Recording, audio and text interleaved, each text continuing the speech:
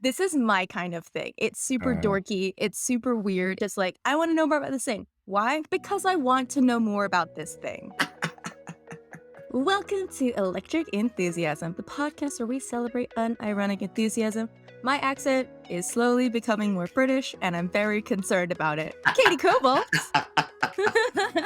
and we'll see if I can Americanify you once again. Yes! Yeah. Bring me back. Yes. Before you go full British. In it, Brooks. And I'm Alexander Kjolf, and I am still mad that they gave the Nobel Prize in Literature to Bob Dylan and not to Leonard Cohen, the bastards. This feels like old beef. This feels like preserved beef. This is not a fresh take, I take it. Yes, normally I'm happy with the Nobel Committee, but they screwed up in 2016, and we're gonna come to that. We're gonna come to that. Okay, cool. So how does this work, Alex? It is very simple. In each episode, one of us will present a topic that they love, but that the other host knows little or nothing about, and then we'll try their damn best to spread their enthusiasm to the other host and to you, the listener. Sometimes we have guests on who are super excited about something that we know nearly nothing about. We also have the moment of meta, where we nerd out about enthusiasm itself and talk a little bit about why it matters and how you can live a more enthusiastic life. Yes, because we think the world needs more enthusiasm, and you should share yours with us on our website, electricenthusiasm.com, or our Instagram, @electricenthusiasm. Tell us what you're excited about these days. You could even plain old send us an email at hello@electricenthusiasm.com. Awesome. So today's topic is the Ig Nobel Prize. Katie, what do you know about the Ig Nobel Prize? I know what the Nobel Prize is, like the Nobel Yes. Peace Prize and that kind of Mhm, thing. mhm, mhm, mhm, mhm. It's an award that is highly sought after. Uh-huh. Um, the ig in front of it, like my little millennial brain is like the Instagram Nobel Prize. Like it's for the Instagram influencer who brought peace into the world. No, I don't know what the fuck we're talking about today. What is it, Alex? Educate me.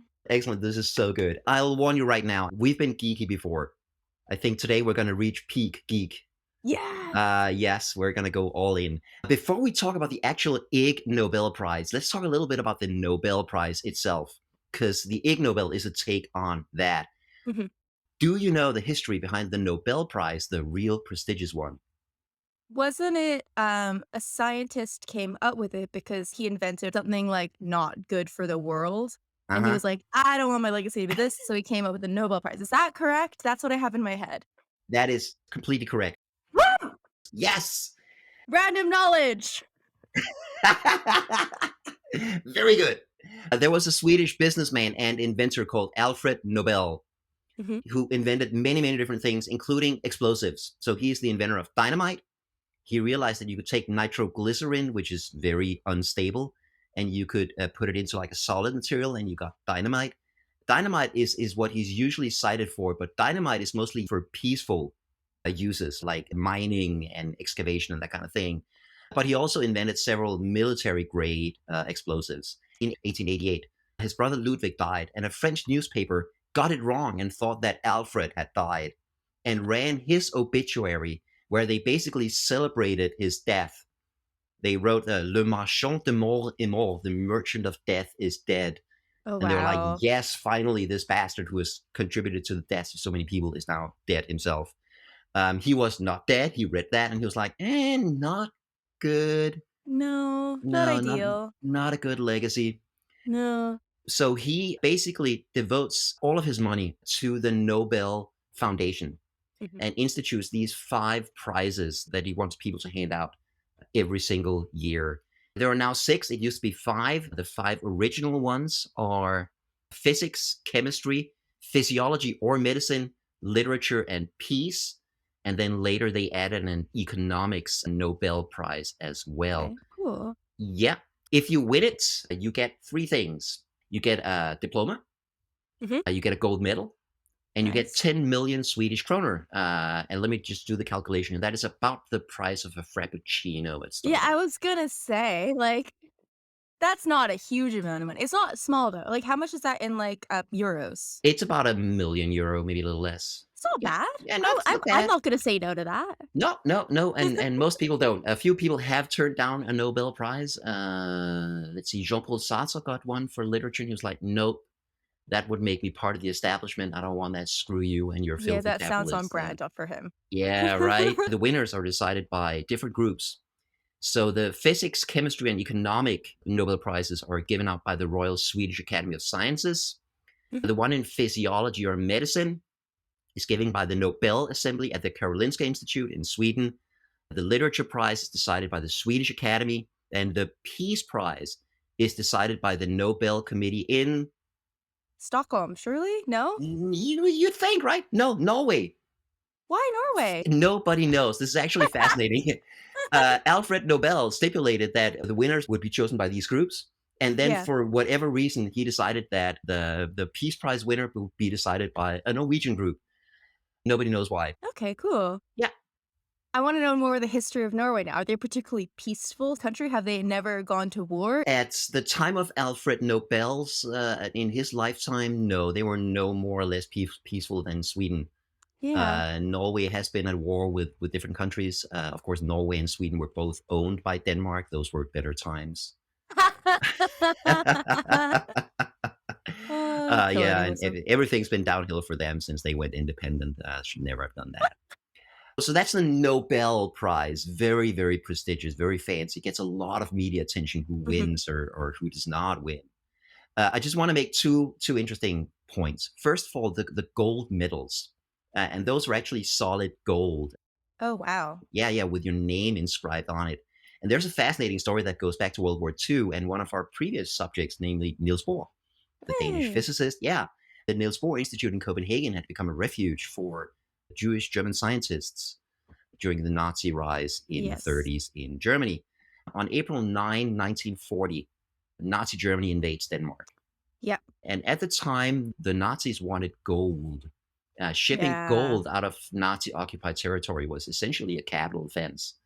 Yeah. So Niels Bohr is worried because he has a Nobel Prize gold medal, and two of his other scientists also have them. Yeah. Yeah, so they're talking. What do we do? The Nazis are going to come in here. They're going to look for stuff. We don't want them to get our gold medals. What do we do? Somebody suggests burying them. That's not real safe. In his memoirs, the physicist George Ivesy writes that he took the metals and he dissolved them in aqua regia, which is an acid and one of the few things that can actually react with gold. Uh-huh. Yeah, yeah. So they Yeah. dissolve the metals in that. Nazis come in and search the Niels Bohr Institute. They just see this jar of whatever liquid, no gold there, right? Yeah. That's so cool. So they'd rather dissolve their gold medals and let the Nazis have it. So the thing is, once you've dissolved it, you can actually get the gold back. Where there's That's a reverse epic. chemical process. So after World War II, they get it back. They reconstitute the Nobel Prize medals, and there was an award ceremony where they got them back. I thought that was pretty cool. Yay! That's so cool. I really like that. I like the scientific quick thinking of being like, there is a way we can disguise our gold as liquid. Yes, outsmarting the Nazis with science. Yeah. I love that. Yes. Oh, and one final, just there's a thing that bugs me almost every single year. Have you ever seen a headline like Vladimir Putin nominated for the Nobel Peace Prize or something like that? No, but I imagine that the nomination process doesn't matter because it's an internal committee award, isn't it? Yes. The list of people who can nominate you for a Nobel Peace Prize is humongous. It includes members of national assemblies, so any national parliament member anywhere in the world, governments and international courts of law, university chancellors, professors of social science, history, Whoa. philosophy, law, and theology, leaders of peace research institutes and institutes of foreign affairs, and previous Nobel Peace Prize laureates are just some of the people on the list. Yeah. Hitler was nominated for the Nobel Peace Prize twice. Okay, Yeah. it is the nomination is essentially meaningless, and it bugs Mm-mm. me that some people hold that up as like a big deal that this person was nominated. It is not. Stop I doing mean, that. they gotta fill the 24-hour news cycle with something. Like, what else are they gonna talk about? Exactly, exactly. Positive things? Good things? No. No, exactly, exactly. All right, and that brings us to the Ig Nobel Prize. The Instagram Nobel Prize. Yes, The yes. Instagram Nobel Prize. Biggest growth in followers this year. Uh, best selfie is one of the categories. What are some of the other categories, Katie?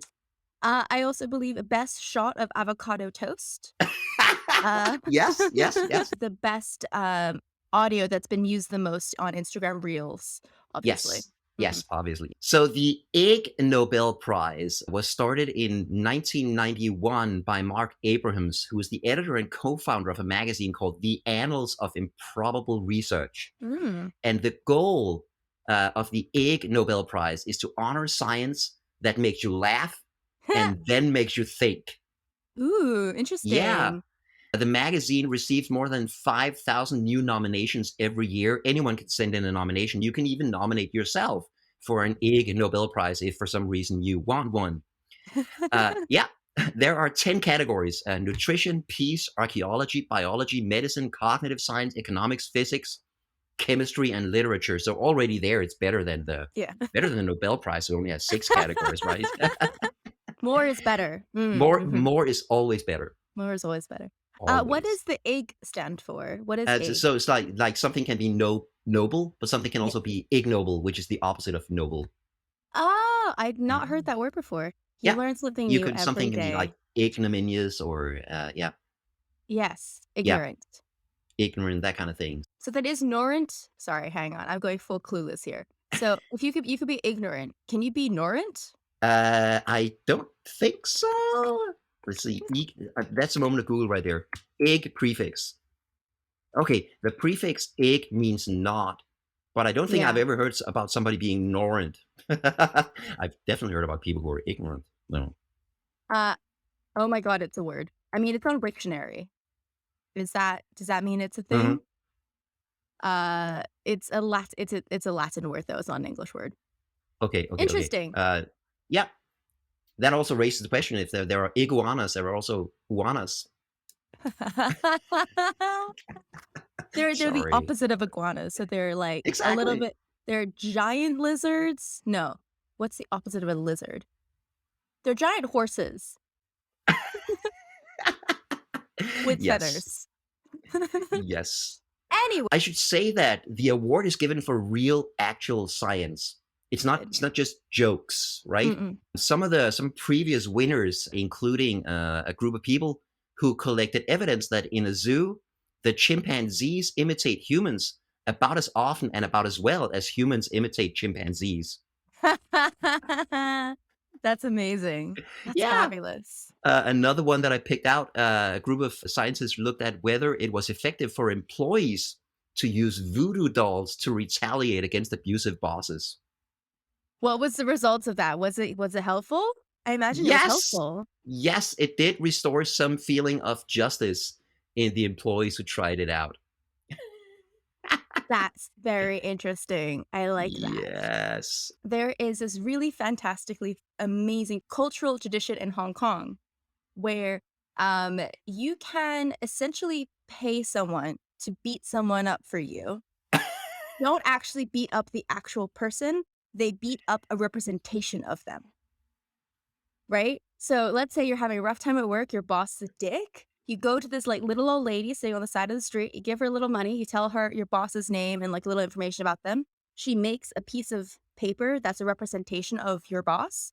She takes off her slipper and she just like beats the hell out of it. And it's a way of punishing the spirit of your boss for whatever has befailed you. And it's great because these little ladies sit on stools on the street in like a cluster. You could just walk past a bunch of them, all of them furiously smacking a tiny piece of paper with their shoes, um, saying various curses and things to make the spell happen. But it is a fabulous example of public witchcraft that you might Wow. wander across in Hong Kong one day. Wow. That may just be the most awesome thing I've ever heard. That is so cool. Do you do it because it feels good to you, or is this an actual attempt at voodoo to hurt that person?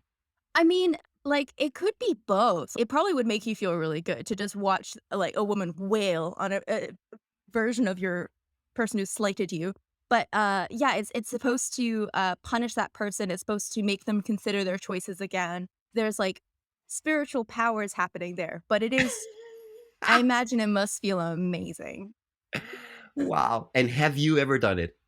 I have never done it, but I Okay. have walked past it multiple times, and every time I walk past it, I do stop for at least 10 minutes just to watch and enjoy the spectacle because it's so cool. It's just such a cool way of, like, letting out some of your anger via someone because, like, sometimes if someone else is mad about something in your life on your behalf, you can let go of that anger a little bit.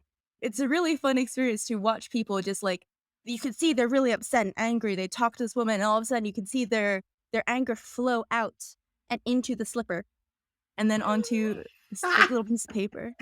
I think we need to find a video of that and put in the materials for this week's episode. I will have to figure out what it's called in Chinese, and I Yeah, will try and find it for you, yes. please do. That would be amazing. It's mostly because you wanna see it, isn't it? I desperately want to see this. But that would be the same thing. And Yep. now there's some research to show one of the psychological mechanisms why this works, right? Yeah, for The sure. the proxy punishment of somebody else. Hilarious. For the Nobel Prize itself, there's the gold medal, there's a fancy diploma, and there is the 10 million Swedish kroner. So what do you win if you get an Ig Nobel Prize? For the people who are listening who cannot see what I see, I see a gentleman in a beautiful top hat, a lovely bow tie, tuxedo, standing behind a podium with egg written on it. He's standing next to a gorgeous lady in a velvet black dress holding a paper staples bag.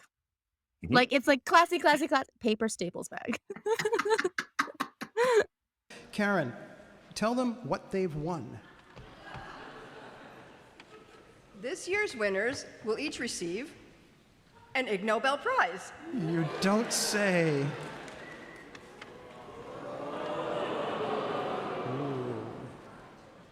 Hey! What the fuck is that? Oh my god! For those listening at home, out of the staples bag, I'm gonna try and describe it. It sounds bonkers because it is. It looks like a small podium with a coffee cup, like a disposable coffee cup, a toothbrush, and a mobile phone with a messenger app on, glued together. Yes, that's the prize itself that year. It changes from year to year. That's not all. Oh, what? They also get a piece of paper. It says they've won an Ig Nobel Prize. This piece of paper, it's signed by several Nobel laureates. Oh, They get a piece of paper that says they've won an Ig Nobel Prize. do they get any money? $10 trillion. $10 trillion? $10 trillion! 10 trillion American dollars? Zimbabwean dollars.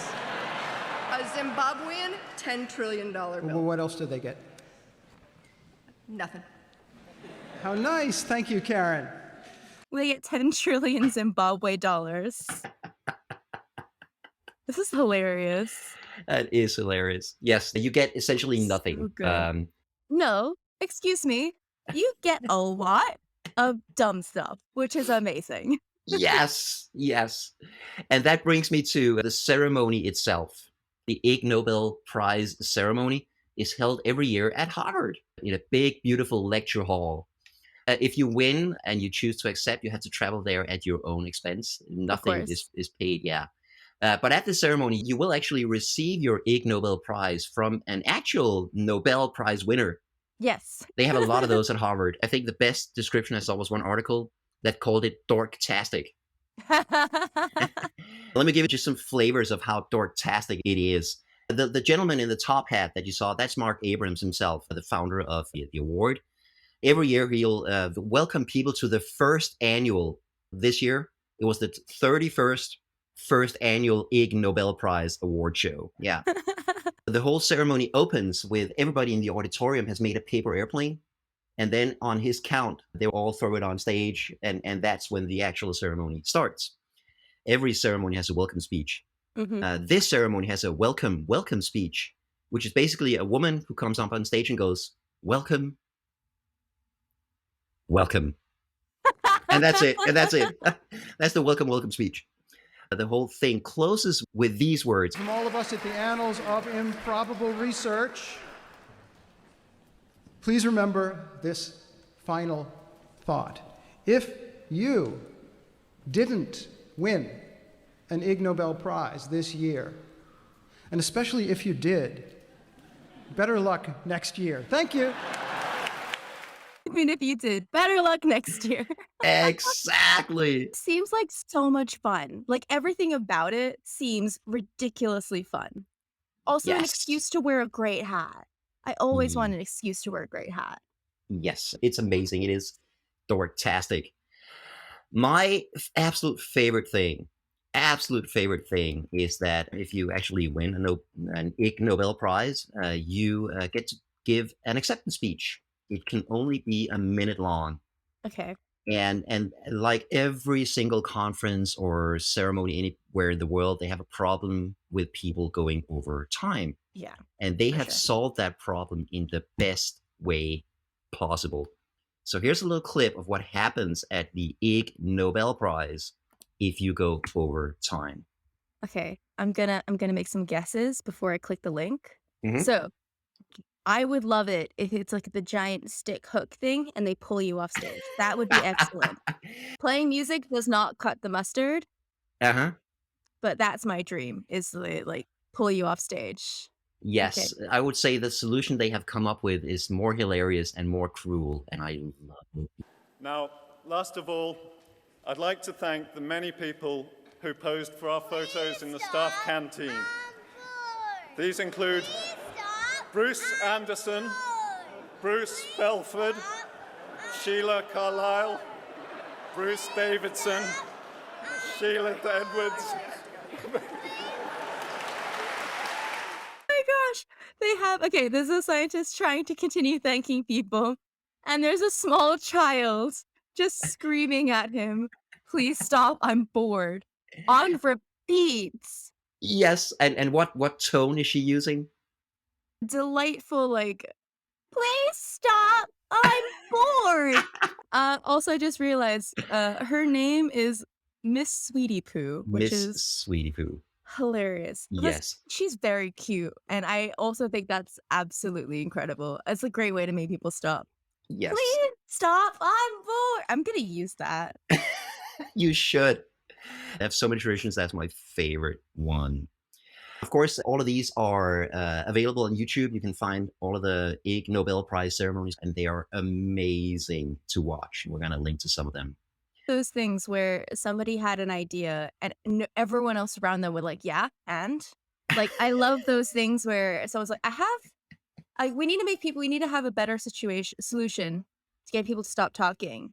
What if we just had someone yelling at them? Yeah, and what if that person was like an adorable little girl? Yes, and she just says the same thing over and over. Like it just feels like one of those things where someone's great idea just kept getting built on. Yeah. Until it reached a level of like stupid that I absolutely adore.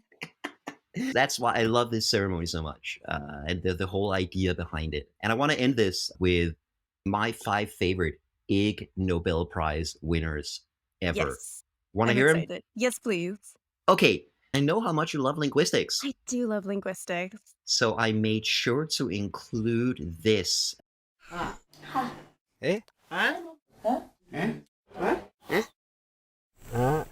It's going through all of the different languages around the world that use huh. That's so interesting. So it includes Icelandic, Spanish, Swihu, Dutch, Italian, Russian, Lao, Mandarin. It's so many languages that all use huh, which is amazing. That was basically his discovery, is that every single language that he could find out about had this sound. He played a recording of 2 people speaking Swahili, Mhm. and I had no idea what was going on, but one guy was telling this long story, and then the other voice goes, huh? And you and you just instantly knew what was going on. I thought that was such a cool discovery. So interesting. There's a podcast episode where they try and figure out what modern word has held the same meaning for the longest. So, for Ooh. example, if we went back in time and said, huh, how far back in time could we go with that word still has the same meaning? Yeah. Which is the language that have the oldest language root? For example, Mandarin is linked to this, and like that kind of thing. It took years of research, but it's ma for mum. Okay. Because it's the easiest sound to make as a baby, as an infant, that is recognizably different from like baby chatter, like da, da, da, da, da, da. It's recognizably different. And so there's arguments to be made that the reason why mothers are called mother, mama, mum is all because it's the first distinct sound a baby can make, and therefore the mom is like, they're talking about me. Like, this is who I am. I am Ma, obviously. Yeah, yeah. That would make sense. Yeah. Yeah. Yeah. Also in 2015, there was a guy who was looking into bees. B? I was hoping for that. Basically, he wanted to know where on the body it is most painful to get stung by a bee. Uh-huh. That seems like a really uncomfortable scientific experiment to do. Yes. Any guesses as to how he did it? He stung himself all over with bees? Yeah, that's exactly what he did. Uh, He picked 25 locations on the body. He is a bee researcher, so he has access to a lot of bees. He can grab a bee and make it sting him anywhere he wants.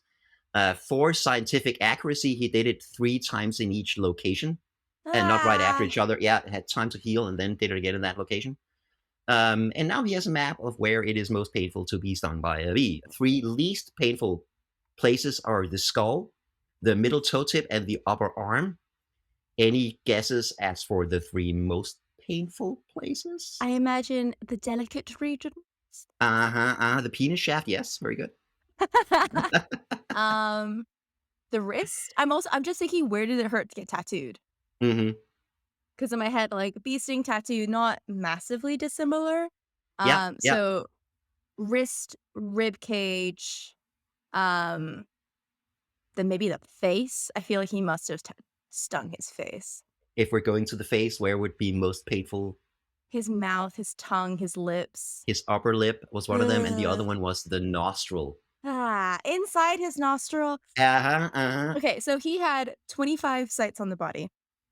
He did 3 times per site, which means that is like math. I can math like almost 75 stings. 75 bee stings, yeah. Which means 75 bees died for this science. Was it worth it? Was it worth it? Stab yourself with a needle, dude. Come on. This is why we have ethics committees. Right? Yeah, exactly. So I thought that was really cool. In 2019, one of the winners was how and why wombats make cute poop. Cute poop. Cute poop. Exactly. How is a wombat poop shaped?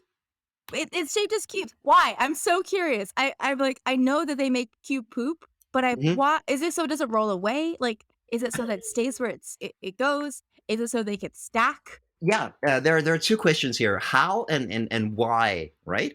Yes. I don't know why they do it, Okay. but the researchers found out how they do it.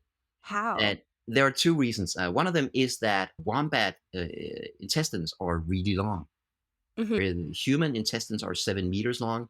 Wombat intestines are 10 meters long. Wow, and they're tiny. Yeah, they're way smaller animal. That means that they can extract much more moisture from the material that pass through the intestines, and it's drier, and that's why it keeps its shape better. Yeah.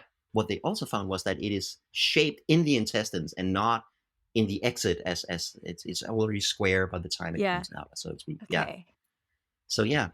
So Is then that just it's so fast. So the next question for my brain is like, okay, we've established that the how of it is through the exceptionally long intestine, which allows them to extract more water. So is the cube like beneficial to the wombat in any way? Or is it just like they need as much water as possible? They live in a very dry environment. But then I remember reading like somewhere someone hypothesizing that it's so that the poop doesn't roll away. So it acts as a marker because it's cubed, doesn't go anywhere. To like see if it like stays where it is as like a signal to other wombats or to show the wombat where it's been, like how some animals do scent markers by peeing on various trees and stuff. But yeah, fascinating stuff. I love this stuff. By the way, this team with the wombat poop had previously won an Ig Nobel Prize for finding out that all animals empty their bladders in about 21 seconds. Mouse, Okay. elephant takes them about 21 seconds, plus minus 13 seconds to empty their bladder. All right. All right. Weird. Yep. Weird, but good to know. Like, why? Why? Sure. Okay. Why? Oh, I feel like that's gonna be a lot of my responses to the Ig Nobel Prizes. It's just gonna be like, "What? Okay, why? Yeah, Okay." Like, yeah, this is a good test of the "don't yuck your yum" vibe. Like, this is a good test. exactly. And a lot of I think there's something very nice about it in that you can just Mm, do science because whatever. yeah. There's no big corporation paying you to do it. There's probably no Nobel Prize waiting at the end of this. No. You're just curious. You want to know where on the body does it hurt the most to be stung by a bee, and then you go ahead and do it. Then you write up a paper, and then you win an Ig Nobel Prize. I think it's wonderful that we also celebrate those kinds of Yeah. attitudes. Yeah. We're celebrating curiosity for curiosity's sake. Exactly. Next one is also linguistic in nature. I'm a researcher of phonetics, which means that I normally study human speech, but I've also studied the vocal communication of domestic cats.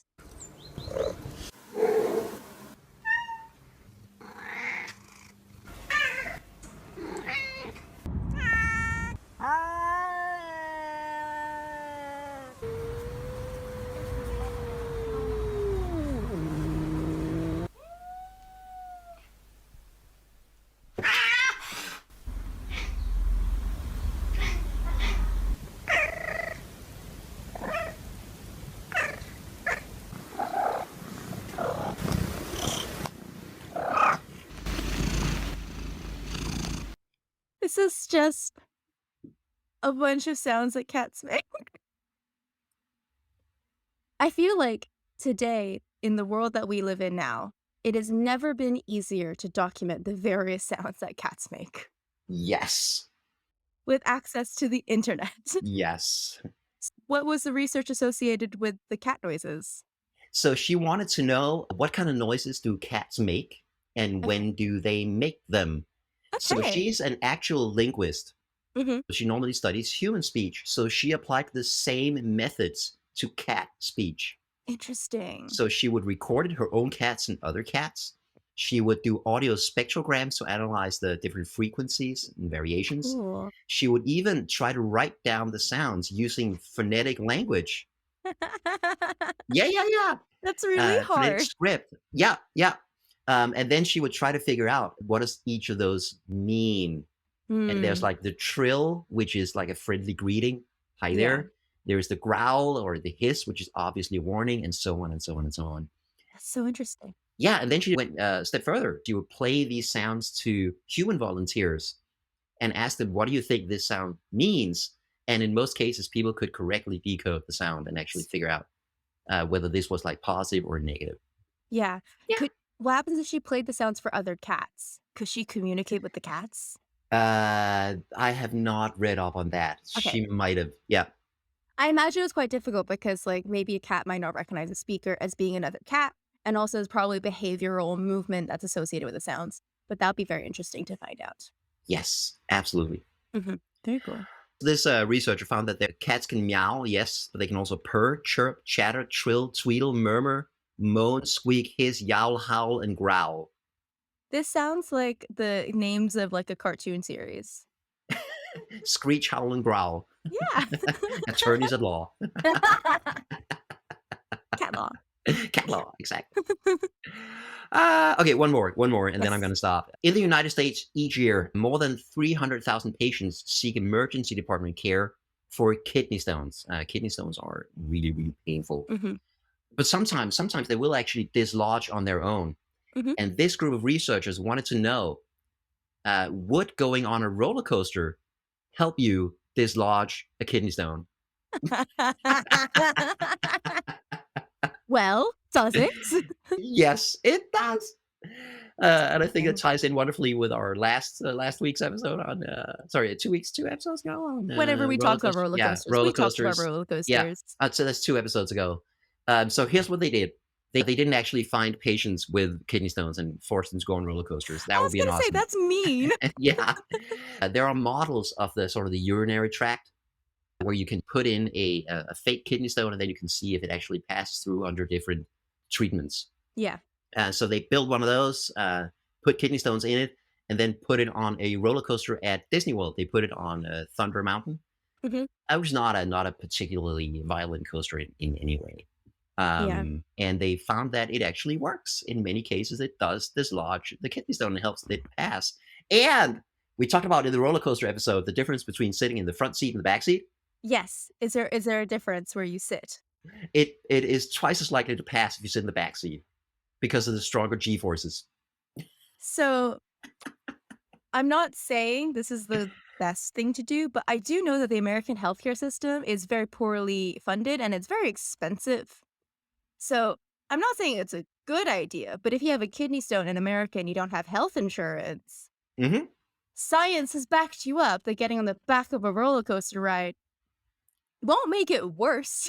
No, and if nothing else, going to your local theme park is going to be way cheaper than going to the doctor. Exactly. We have no medical advice for you, but we're just saying the Ig Nobel Prize was given to this paper for a reason. Yeah, my favorite thing about the paper is they went to Disney World, of course, in Florida, and they got permission from them to be there and do these studies. And there was a sentence in the paper that went, "Care was taken to protect and preserve the enjoyment of the other guests at the park." Aw, that's nice. Yeah, so that's the kind of science that is celebrated in the Ig Nobel Award. I think that's just fantastic. It's easy to laugh at, but again, this is real science. Yeah. One of my favorite examples is for 2000. There was a researcher called Levitating who got the Ig Nobel Prize for levitating a frog with magnets. Sure. And the same guy went on to win an actual Nobel Prize for his What? research in graphene. Yeah. That's so So these are cool. real scientists. They're not just jokes. Yeah, but I just like the fact that the stuff that they do, you're like, sure, okay, Yeah. okay. Okay, let's levitate a frog with magnets. Some of it is actually useful. One of the Ig Nobel Prizes was given for ways to combat cockroaches on submarines. Because Oh, you can't fumigate the whole submarine. no, that would kill people. That bad. That bad. Alrighty, Katie. Now you know what the Ig Nobel Prize is. What do you think? I absolutely love it. This is my kind of thing. It's super Uh, dorky. It's super weird. It's curiosity for the sake of curiosity, which is totally my favorite thing about being human. It's just like, I want to know more about this thing. Why? Because I want to know more about this thing. So I love this. I would love to follow this. I'm wondering if there's like a subreddit or something where I can like be consistently reminded of it on a daily basis because I think that's what I want in my life. yes. Yes. So glad you liked it. It's so cool. I'm so here for it. Yep. So, Alex, where can somebody learn more about the Ig Nobel Prize? So all of the winners are listed on the Annals of Improbable Research website, and you can go in and have a browse there. You can, of course, find the ceremonies on their YouTube channel. There are also short talks by some of the researchers who won Ig Nobel Prizes. For instance, the cat lady who analyzed cat speeches on there, and her talk is fascinating. We're going to link to all of that in the materials. So go explore and go be dorktastic with us. I think this will be like the most excited I will be to go through the show notes of this episode because I want to see the links. I am here for the links, please and thank you. Yes. So, dear listener, what do you think about the Ig Nobel Prize? If you were going to nominate yourself, and you can, for an Ig Nobel Prize, what would you be nominated for? Do you have any questions, or did we leave out something awesome about this fantastic award? Go to our website or our Instagram at Electric Enthusiasm and leave us a comment. Amazing. In today's moment of meta, I thought we'd do a little callback. Last week, we decided to look at something ordinary, normal, and dig into it and see if we could find out something interesting about it. And I totally forgot to do that. Holy fuck. You set the challenge, man. I did, and I forgot to do it. Okay, you did it. I have something interesting. Okay, so you do it this week, I'll do it next week, and I will remember. Yes. So, Oh, man, I suck. It's okay. We could take turns presenting something ordinary. I'm going to be really, really British right now and talk about the weather. The weather, cool. You know when you read a literature novel, a fancy, old-fashioned novel where the weather is as much a character in the story as the protagonists are? The wind here in Portsmouth is as much an antagonist in my life as anything else. For every amazing person and experience I've had here in Portsmouth, the wind has continually been rude and aggressive and completely unnecessary. I looked into how wind happens and why it happens so I could truly understand this vindictive spirit that's in my life. Because what happens is it's always blowing directly in your face while you're cycling. And as someone who also cycles, there is nothing more offensive than turning a corner and then slowing down dramatically because all of a sudden this invisible force is literally pushing you backwards. And also, how is it possible that you can have a headwind going out and coming back? Exactly. Exactly. It's Yeah. just rude. It's rude. 25 or 30 years ago in Denmark, there was a comedian who ran for parliament as a joke. Yeah, and part of his platform was tailwind on all the bike paths. That's the thing I find really frustrating is when you have headwind, you feel it and it feels obnoxious and vindictive and like the world is punishing you. When you have tailwind, you very rarely notice it and you're just like, life is easy and great. And it's like a reminder of the universe where when things are going well for us, we're often not noticing of it. But when we have something pushing against us, we're like, ah! Anyways. Ooh, that got deep. Yeah. So I decided to look into why wind happens, and also I wanted to understand like why I'm so offended by this wind. So I looked into it. Average wind speeds here are about 21 kilometers. The windiest month of the year is January. Like fuck, I've missed that because clearly I can't handle it at 26 kilometers an hour. And I was thinking, this is ridiculous. This is absolutely obscene. I bet this is like the worst place in the world in terms of like headwind. So then I looked it up. Copenhagen.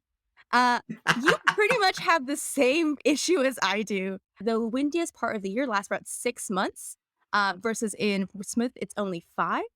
You have 21 kilometers per hour in the average wind speeds. The windiest month is also January with 24 kilometers an hour. And I was just like, okay, if nothing else, Alex will be able to relate. He'll be able to understand me. I definitely can. I've had those days where you cycle somewhere in a headwind and then you cycle back in a headwind. And it's just like, what the hell? This is rude. Yeah. And so I also, because it's me, I looked up basically every place I've lived for the last 10 years. And I discovered that I had it good. I had it so good in Torino. And I should have stayed in Torino because the windiest it'll get is in April at 7 kilometers an hour. That's nothing. That's a light breeze. It's gentle, it's calm, it's beautiful. That was the last place I cycled, and clearly I miss it deeply for the lack of wind. The other fun fact that I learned, which I found stupid and lovely, is that 70% of the UK's bananas go through this city. If you've ever had a banana in the UK, which I have, probably came through this city. Oh, that's hilarious. The things you learn when you actually look into stuff, right? I mean, I just find it really funny. I was looking specifically to try and find out why Portsmouth is rude in the level of wind, and I couldn't find out exactly why, but I did find out that most bananas come through the city. Right. That's good to know, I guess. I mean that's where the rabbit hole led me. Yeah. Can I offer a little bit of a reframing, maybe? Yes, please. So electricity prices Mm-hmm. are going up all over the world. Yes. And we have a little app where we can actually track the price of electricity in our apartment moment to moment, basically. Yeah. And when it's really windy, the price goes down because all of the wind turbines are producing a lot of electricity. We have a huge wind turbine farm just off the coast of Copenhagen. Yeah. Yeah, so you may have a headwind, that sucks, but hey, power is cheaper. That is true, and we should be grateful for that. Yeah. So my friends and I have a tendency whenever we have a minor inconvenience in our lives, to call it homophobic. So, for example, if my sleeve catches on a doorknob, that door's homophobic. If I go to drink some water and my water bottle's empty because I finished my water already, that's homophobic, Obviously. obviously. And I was cycling home one day with a new friend I've made here. And like, without thinking about it, I called the headwind homophobic. And he just turned to me and he was like, "What?" And I explained to him, when I ever have a minor inconvenience in life, I decide to call it homophobic. And he went with it. And then we were just cycling down this road. And it was like pretty flat. We're right next to the train tracks. So there's not a lot of buildings here. So it was pretty aggressive. Screaming into the wind, "White supremacist wind, patriarchal bullshit, capitalist." And then my ultimate favorite was when he said the wind was alt-right. I don't know why, but that destroyed me. It was so funny. So the next time you encounter a headwind, maybe call it transphobic. Maybe Transphobic, yeah. let out that anger Yeah, into yeah, the wind. yeah. Create a voodoo doll of the wind and beat that with a sliver. Exactly. Beautiful. And yeah, that is my ordinary thing that I found out way too much about, and also bananas. I love it. And I'll come back with something for next week's episode. My dear listeners, I hope you're having a beautiful day. I hope the sun is shining on you as it shines upon us and keeping you warm. You know what else you can do to keep yourself warm? Like your soul warm? You can share this podcast. Sharing this podcast makes souls better, makes suns brighter. It brings blue skies into your day. So, bring a little bit of joy into our lives and share this podcast. Thank you. It can even turn an annoying headwind into a mild summer's breeze. That was beautiful. Katie, if somebody liked this episode, which other episode of ours do you think they'll also enjoy? It's got to be something geeky, right? Yeah, I like definitely something geeky. I'm thinking Niels Bohr, but I'm Yes. also thinking roller coasters. And I think once you listen to that roller coaster episode again, with the mindset of knowing this could save a life, this could get rid of a kidney stone, I think that context really reframes the whole episode and makes it a brand new experience. Yeah, I like that. Also, from personal experience, I have ridden a lot of roller coasters. I've never had kidney stone. So I think right there, proof Roller coasters good for your health. that it works. Facts. Straight facts on this podcast. No lies. Yes. The Danish physicist Niels Bohr. In that episode, you can figure out why Niels Bohr was so awesome and exactly why he got his Nobel Prize and why he was so much smarter than Einstein, that dumb. Gotta keep the feud going here. You know what I really love about you? It's something that we share. A lot of people are very relaxed about life and they don't have anything they're willing to fight for. You and I, our paths are just mountainous. We have so many hills we're willing to die on, and they're all like monuments to stupidity. It's like, I will die on the hill that Niels Bohr was smarter than Albert Einstein and Albert Einstein was a dum-dum. And like, you are going to fight for that. Yes. Like, I really value that in you. And I love that you have you. so many things where you're like, no. Leonard Cohen was robbed in the 2016 Nobel Prize, and I will die on this hill. Yes. It just makes you fascinating, and I'm so excited every time we chat because I'm like, ooh, there's another mountain here I was not expecting. Some of them might be more like molehills I'm willing to die on, but I am willing to die on them. See my valley. It is mountainous, full of cares and passions I have, and see your flat grasslands, you calm, chill person. How boring your terrain is. Yeah, the life of the enthusiast. And dear listener, we hope you enjoyed sharing some of our enthusiasms in this episode. Please visit our website, electricenthusiasm.com, or find us on Instagram @electricenthusiasm to discover more of our episodes. Stop! I'm bored! To discover more episodes. I'm bored! To discover more episodes, or leave a comment. Stop! I'm bored! You had to have seen that coming. I did not. Oh, that was beautiful.